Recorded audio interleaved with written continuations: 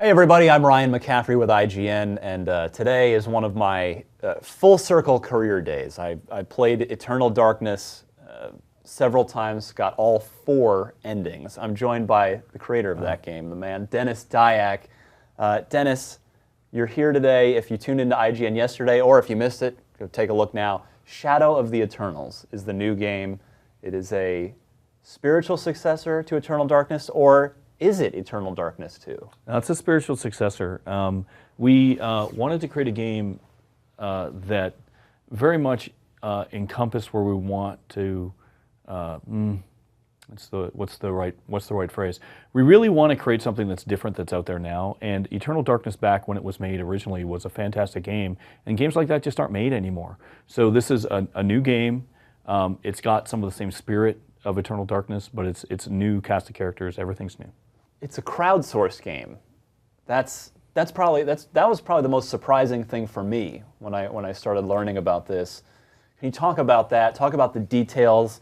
What are you looking to raise? How long is it going? And what's the end goal for this crowdsourced venture? The idea of precursor games was created from the ground up to take advantage of several things. One is new digital distribution methods are changing radically the publishing environment. And very true. Yeah, and it's we hear a lot of things like, one of the things that I'm a big believer in, and things that we aspire to, is we always say we want to create games that we want to make, and I think that's good, and I support that still. But what this new phenomenon in crowdsourcing allows us to change that up and almost take it to the next level, or not almost, but really take it to the next level by allowing input from the community and allowing them to create content for this game. That's what we're doing. So when you pledge to Shadow of the Eternals, you get a chance to create content for the game, and if the community likes it, we'll put it in. So you can be the author. So we're going to allow the community to actually create games that they want to play. And a lot of people, there's a lot of excitement around the new consoles coming out, and the technology is great. Absolutely. And I think that's fantastic. But what I am particularly excited about more than anything right now is, you've heard a lot of talk with crowdsourcing, how it's really empowering the developers. What I think, and I think that that's true, first of all, but where I think people might not be focusing on, it's actually empowering the community to not only select games that they want to see made. Like this as an example, the games that are being published right now are, if they're not huge guaranteed successes, they won't even be looked at by traditional publishers. That's true. And when you have sort of a cult following of like certain games, and you see a lot of the crowdsourcing games out there, that's the only way they're going to be selected. So if you take Shadow of the Eternals, I think it falls under that category. But the other thing that it does is it actually allows the community to get involved in ways that was never possible for us. I was always at arm's length from the community, because I would do press junkets and I talked to the press, which would be arranged by the publishers. Sure. But to actually talk to the community and get their input and go in ways, a meaningful way, and to have a meaningful interaction where they make a suggestion and I can actually do it. Yeah. Because for someone in the community to make a great suggestion and somehow to get into a publishing contract is nearly impossible. And we can say that we listen to the fans in the old model, but you really can't. But this way you can. Okay, so you're basically, you have what is this, essentially a backer forum, it sounds like, where backers can go and post up ideas for maybe for insanity effects, possibly? Yes, storylines, background stories, things that you can read in books, what platforms do we want to support? These are the kind of things that we can now do, which to me is empowering the community like never before. Let's rein this back in for a second. So we want to crowdsource a game that's built off CryEngine 3, and it's a spiritual successor to Eternal Darkness. Yep. That sounds like a lot of money. You're going to need a lot of people to do this. Are we looking at games traditionally cost what, 30, 40, 50 plus $1 million? Right. So how is this going to work? That more great points and more problems with the industry, and why this is a bigger opportunity. So that's the next step. We're doing it episodically. Really? Yeah, so we're not going to try to take the whole game in one shot. We're going to do it episodically, so we can bite it off in small chunks. and get feedback from the community, input and content creation from the community, and make it a community investment where we're taking it in directions that we know our community is for. And one of the big problems in our industry right now is not only are the budgets really big, and you see that there's a hard time, the sort of numbers are upside down, and they spend these millions and millions of dollars on these big games. But another problem with the industry right now is these games go under development for 5 to 7 years. Sure.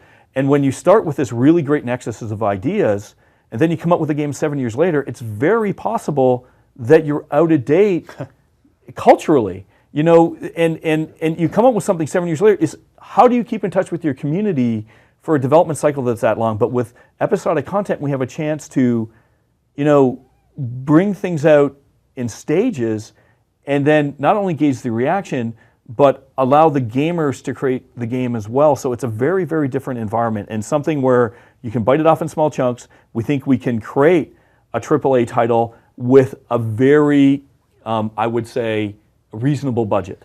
What's the initial goal? What is the goal that's going to get this game done? The initial goal is $1.5 million to get it started. That may fluctuate. It's going to depend on what the community wants and how we want to hit it. And then after that, there'll be different steps and milestones.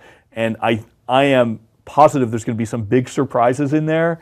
I think part of the interesting thing that you can do with some of these crowdsourcing campaigns is that you can do things for the community within the campaign itself. It's almost like a fourth wall event for the campaign. Yeah. And I think from a standpoint of watching this campaign, I'm excited to do it. I certainly hope it'll be successful, but I feel fairly confident it's going to be an exciting ride either way. How long has this been in your head? Have you had a sketch for an Eternal Darkness follow-up in your head for years, or is this something that you put away and you've only just recently come back to creatively? I think this whole vision was only possible through the birth of Precursor Games. Precursor Games is set up in a very specific way to really amplify everyone's, talent. And it's a group of people that everyone can do a lot of tasks, but within Precursor, I thought it was really important that I was able to focus almost solely on creativity and not worry about the business stuff that Paul and Sean and others will take care of. And that allows this germination of ideas of all the things I'm talking about with the order, and having, taking it to the next level where we allow the community to actually create content, doing that in a meaningful way was something when I was running companies previously, you just can't do it. You've got to worry about all these other things. And so really this germination in its current context only recently occurred. This is all new. And it really is, as I said before, I'm excited about more than anything right now, the social change that's occurring with crowdfunding, because it's going to go way beyond empowering the developers. It's empowering the community, empowering the gamers to make their choices. Where if a publisher for some reason doesn't want to greenlight a game, doesn't mean it's not going to get made anymore. All right, so Wii U PC Episodic. So we're looking at when it hits the Wii U, then for sure. Are we looking at a downloadable eShop title then? Yeah, for the by episode. I think generally the whole idea is it's going to be downloadable across as many platforms as we can.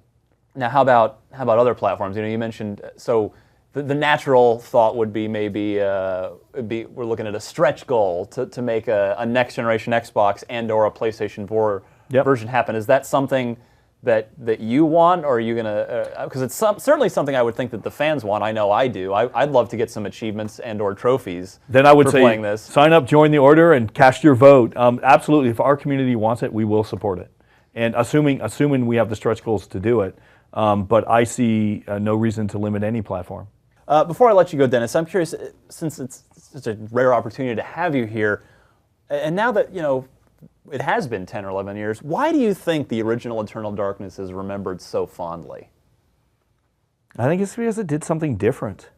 I think there's a plethora of first-person shooters and action-oriented third-person games, and what we tried to do when we made the original Eternal Darkness, and what we're trying to do now is give people a different type of experience, and people remember that. And it took a while. At first, people thought Eternal Darkness was a Resident Evil clone.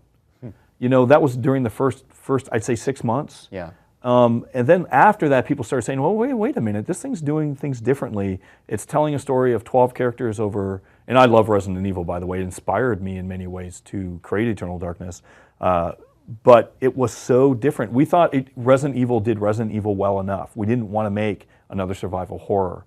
And, you know, with Shadow of the Eternals, what we want to do is give people an experience where it's just, you just don't see these days anymore. And it's not, I don't think it's genres that get old.